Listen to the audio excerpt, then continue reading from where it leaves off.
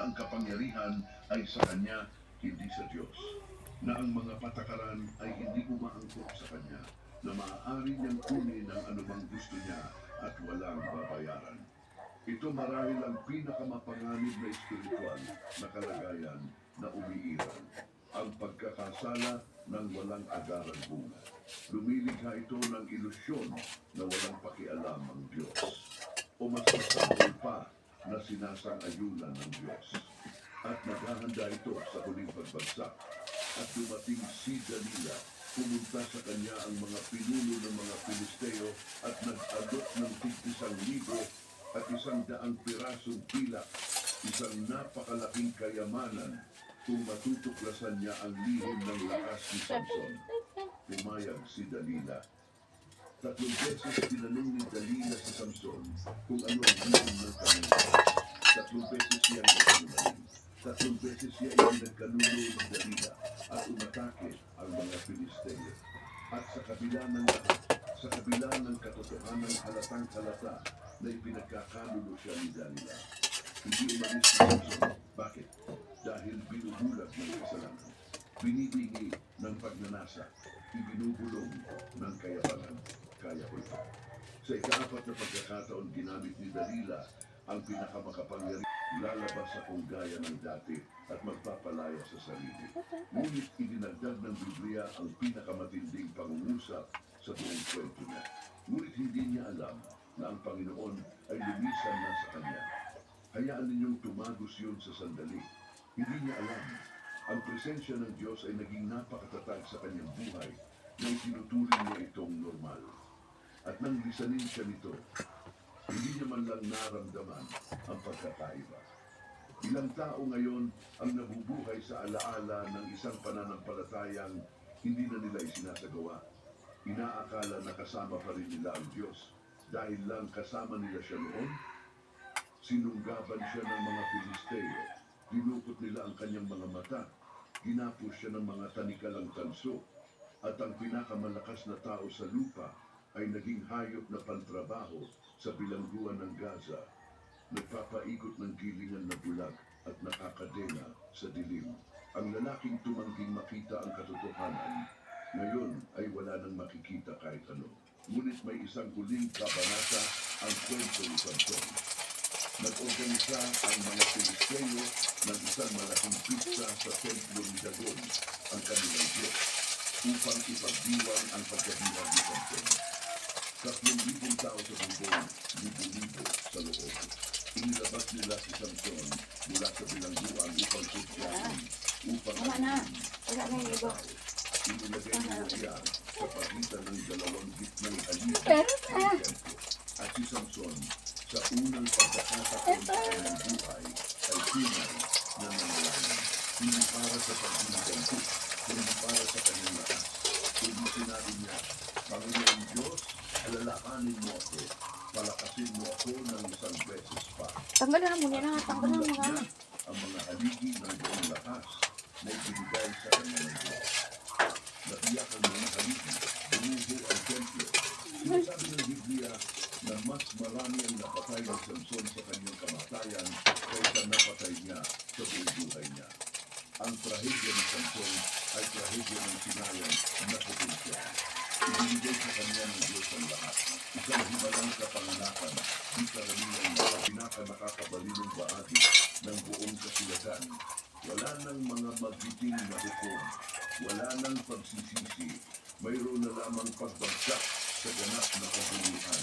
Nagsisimula ang kwento kay Lisa, isang lalaki mula sa buludong-buting bayan ng Efraim na nagnakaw ng 1,000 at 100 pirasong sila mula sa kanyang ina. Pagkatapos ay ibinalik. Ang ina, sa halip na pagkabuhay siya, ginamit ang pilak upang gumawa ng isang Diyos-Diyos ang pilak at inilagay ito sa bahay ng kanyang anak. Gumawa si Lucas ng isang pribadong gambana.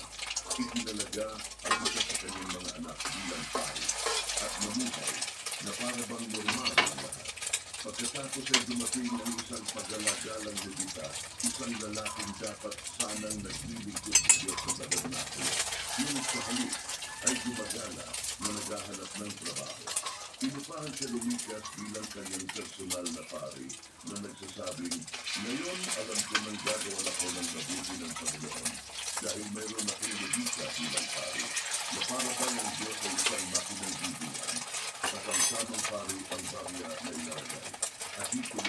limang kwento. Ang tribu ni Dan, isa sa 12 tribu ng Israel, ay nakigong sa puti ng teritoryong itinalaga sa kanilang ng Diyos.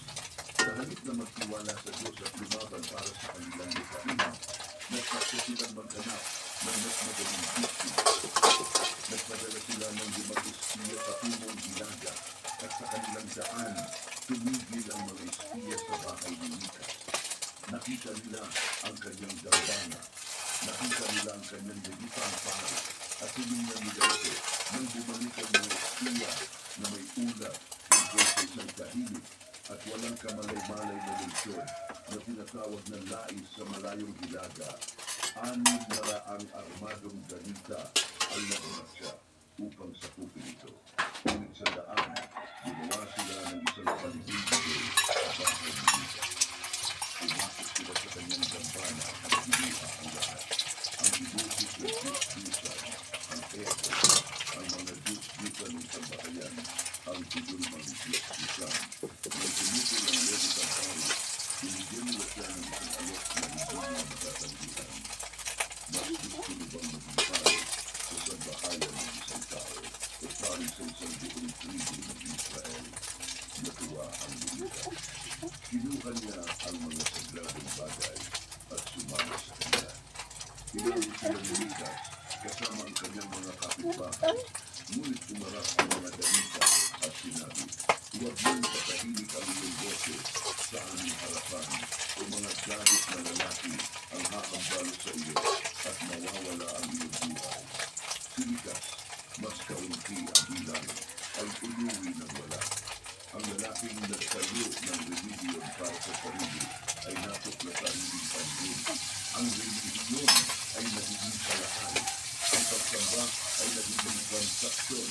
At ang mga tao ng Diyos ay hindi na makilala mula sa mga bansang nakapaligid sa kanila. Ngunit hindi pa ang pinakamasama. Sa Kabanata 11, makikita natin ang pinakamadibig na kwento sa Biblia. Isang Levita ang naglakbay kasama ang kanyang babae sa teritoryo ng Benjamin. Tumikil sila sa Gibea para sa gabi. At ng gabi iyon, pinalibutan ng mga lalaki ng lungsod ang bahay kung saan sila nanunuluyan, hinihingi ng bigay sa kanila ang Levita.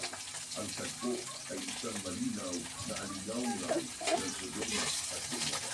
Ngunit sa pagkakataon ito, hindi sila mga dalihan, hindi sila mga kabalaba.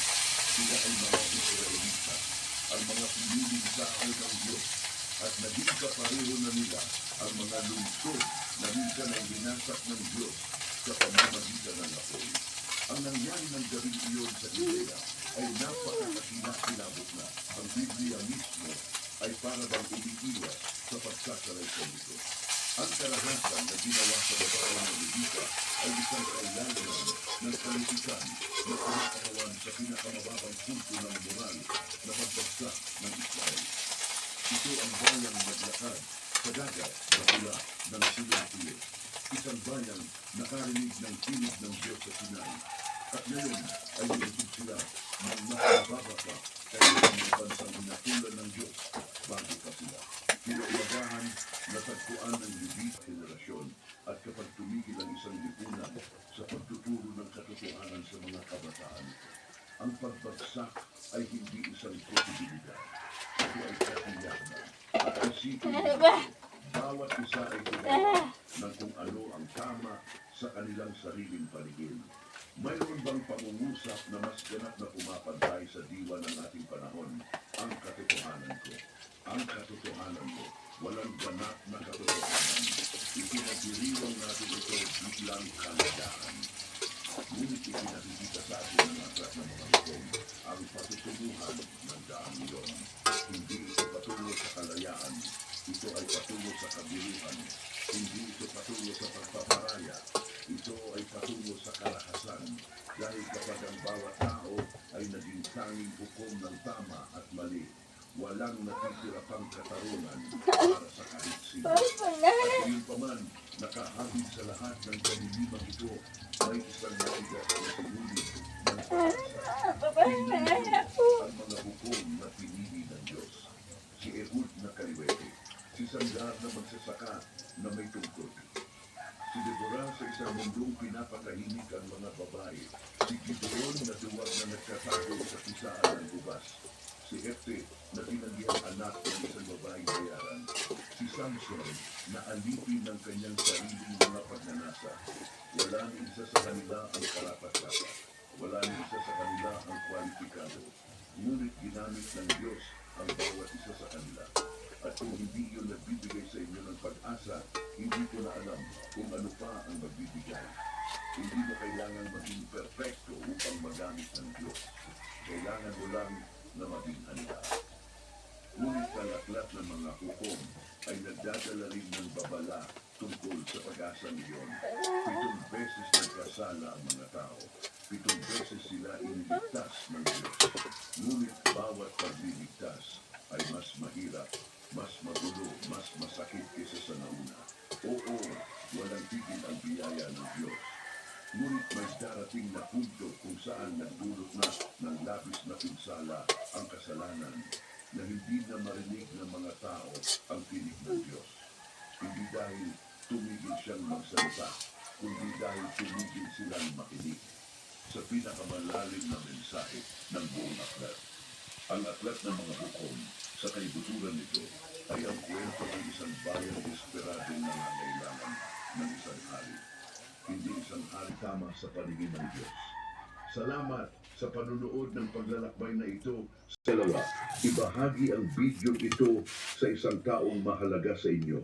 Isang taong kailangang marinig ang mensaheng ito. Bawat pagbabahagi ay nakakatulong sa amin na